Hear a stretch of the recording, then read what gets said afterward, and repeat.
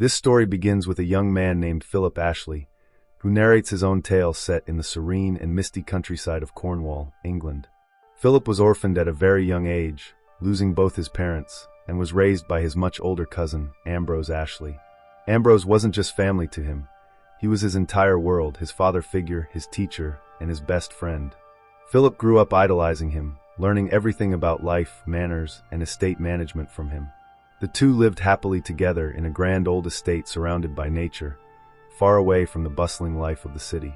Philip never really mingled much with people, and was content in his own world with Ambrose and their loyal dog. As the years went by, Ambrose's health began to decline due to the damp English climate, and the doctors suggested that he should spend some time in a warmer country. So he traveled to Italy for his health, leaving Philip behind to look after the estate.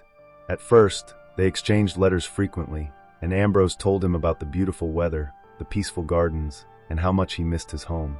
But soon, one letter caught Philip's attention. Ambrose wrote about meeting a distant cousin named Rachel, a widow who lived in Florence. She was intelligent, charming, and well-versed in Italian culture. Slowly, the tone of Ambrose's letters began to change. He started mentioning Rachel more and more, calling her kind, loving, and the light of his life. Eventually, one letter arrived in which Ambrose announced that he and Rachel were married. This news completely shocked Philip. He had never seen Ambrose fall for anyone before. Ambrose had always told him he would never marry. But Philip tried to be happy for him.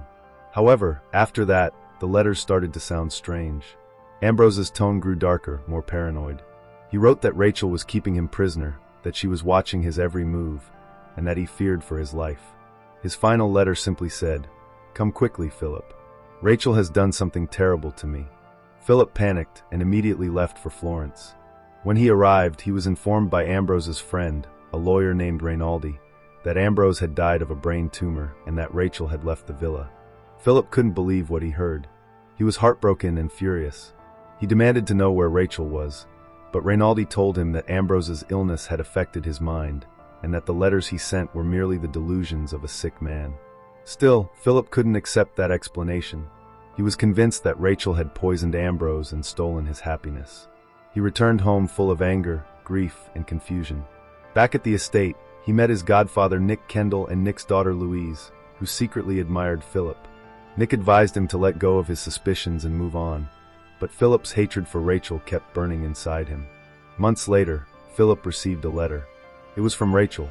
She was in England and wanted to meet him to return Ambrose's belongings. Hearing this, Philip's anger flared up once again, but there was also curiosity. The woman Ambrose loved, the woman he blamed for his death, was finally coming to his home. When she arrived, Philip was shocked. Rachel was nothing like he had imagined.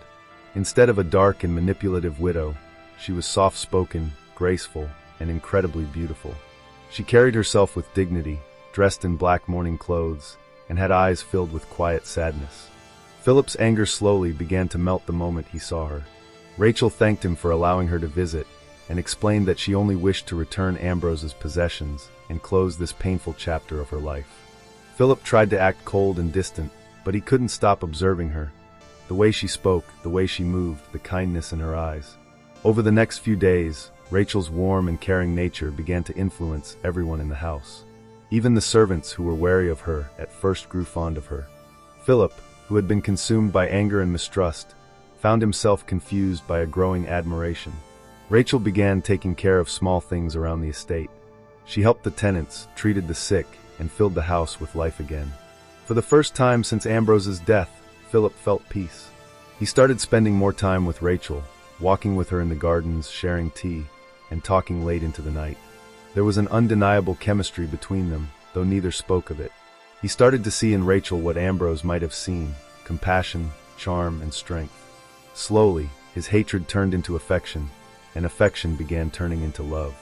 One day, Philip found an old letter from Ambrose, the one written before he died, saying that Rachel was dangerous. The letter reignited his doubts, but when he looked at Rachel's kind face, he couldn't reconcile the woman in front of him with the one described in the letter.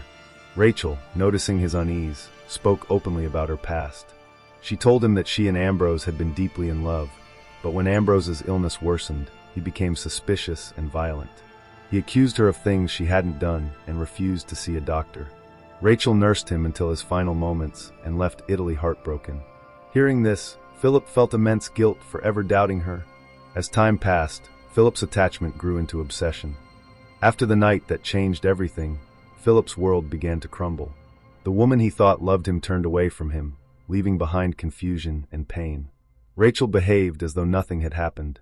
She continued her daily routines with grace and calmness, while Philip's mind grew restless with insecurity. Every look, every word, every gesture from her began to feel suspicious. He couldn't understand how she could act so indifferent after what they had shared. The bitterness in his heart deepened, and soon, that bitterness turned into obsession again. He started following her, questioning her actions, and watching her every move. Rachel remained patient at first. She told Philip that he must focus on his future and stop imagining things that weren't there. But instead of calming down, Philip grew more unstable. He began to believe that Rachel was secretly meeting Rinaldi, the lawyer from Italy. He thought she was planning to steal his estate and return to Florence. The paranoia that once consumed Ambrose now started to consume Philip. The same fears, the same jealousy, and the same confusion began taking root inside his mind. One afternoon, he followed Rachel as she went to meet Rinaldi at the inn nearby. From afar, he watched them talking in private. To him, it looked intimate, secretive, and filled with deceit. But the truth was far simpler. Rinaldi was just settling Rachel's legal matters, helping her prepare to return home. Yet, in Philip's broken mind, this was proof of betrayal. That night, when Rachel returned home, he confronted her. His words were harsh, accusing, and full of anger. He called her a liar, a thief, and even a murderer. Rachel stood silently at first, tears filling her eyes, and then she spoke. She reminded Philip that he was repeating the same madness that had once destroyed Ambrose. She told him that not every woman who refuses love is deceitful. Some are simply trying to live free. Her words struck Philip deeply, but his pride didn't let him admit his fault. He began to push her away emotionally and mentally, creating distance where love once grew. Days turned into weeks, and the house felt cold again. Rachel stopped trying to defend herself. Instead, she started planning to leave. But before she could go, Philip fell terribly ill. His body became weak, and he suffered from fever and hallucinations. Despite all the hurt between them, Rachel took care of him with tenderness. She stayed by his side day and night, preparing medicine, cooling his head, and whispering words of comfort. For days, Philip hovered between life and death. When he finally woke up, Rachel was still there, exhausted but smiling faintly. She told him how worried she had been. For a brief time, Philip's heart softened again. He saw the care in her eyes and began to believe that she did love him after all. But even in his recovery, doubt lingered in the shadows of his thoughts. He noticed that she still brewed him the same bitter herbal tea she used to make, the one Ambrose once wrote about in his letters, calling it poison. The more he drank, the more his body weakened. That old suspicion returned, whispering to him that Rachel was killing him slowly, just like she had killed Ambrose. When Philip found an old letter written by Ambrose, hidden in one of his coats, it reignited his fear completely. In that letter, Ambrose had written that Rachel had been poisoning him through his tea. The words matched too closely with Philip's current state. Now, he was convinced beyond doubt, Rachel was dangerous. But at the same time, his heart still longed for her. He was torn between desire and fear, love and hatred. One morning, Rachel came to his room and asked if she could go riding by the cliffs. She seemed peaceful, unaware of Philip's growing madness. After she left, Philip and Louise began searching her room, hoping to find proof of her crimes. Instead, they discovered a letter from Rinaldi. The letter revealed that Rachel had no secret fortune, no stolen money, and no evil intentions. Rinaldi had simply invited her to return to Italy to live a quieter life. In fact, Rachel had written back saying she couldn't leave Philip alone in his fragile condition. She cared for him deeply, despite all the mistrust he showed her. Reading that letter broke Philip's heart. For the first time, he realized how wrong he had been. In a panic, Philip rushed to find her. He rode his horse as fast as he could toward the cliffs. But as he arrived, he saw something horrifying. Rachel's horse had stumbled near the edge of the bridge. The wooden railing, which had weakened from age, broke under her weight. Rachel fell down the steep cliff, crashing into the rocks below. Philip screamed her name, running down to her, but it was too late. She was lifeless, her body broken by the fall. His worst fears had come true, but not in the way he imagined. The bridge had been unsafe for months, and Philip had known it. He had planned to warn her after fixing it, but fate never gave him the chance. Rachel's death left Philip shattered. He couldn't forgive himself. He couldn't stop thinking about all the moments he had doubted her, accused her, and hurt her. The tea, the letters, the paranoia, all of it might have been in his head. Perhaps Ambrose's illness had truly been just a tumor, not poison. Perhaps Rachel had been innocent all along, a victim of the same misunderstanding that had destroyed two men who loved her. The thought haunted Philip every single day. Years passed. Philip eventually married Louise, his godfather's daughter, and they had 2 children together. The estate returned to its peaceful rhythm, but something inside Philip was forever broken.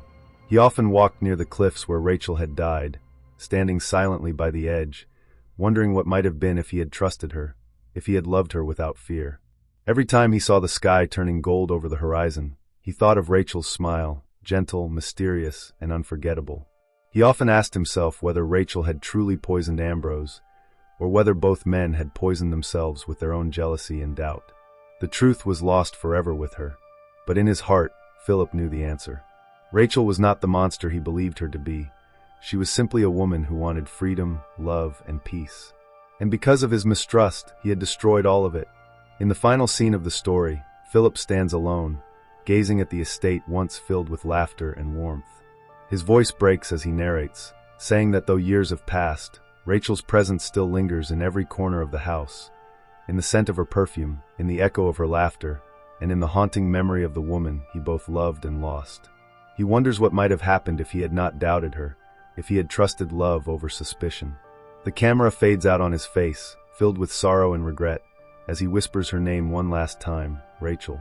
And with that, the story ends, leaving us with the haunting reminder that sometimes, the greatest tragedies in love are not caused by betrayal or deceit, but by fear, insecurity, and the inability to trust the ones we hold closest to our hearts.